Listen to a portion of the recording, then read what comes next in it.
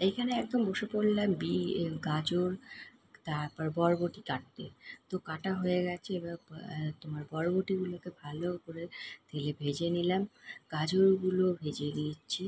কারণ আলাদা আলাদা করে ভাজলে কী বলো তো, টেস্টটা বেশ ভালো লাগে খেতে। যাই হোক, ভাজা হয়ে গেছে আমার। আর পাশেই দিয়ে দিয়েছি বাটিতে জল, ওখানে চাউমিনটা সেদ্ধ হচ্ছে। যাতে তার চাউমিনটা লেগে না যায়, তাতে একটুখানি তেল দিয়ে দিলাম, সর্ষের তেল বা রিফাইন তেল।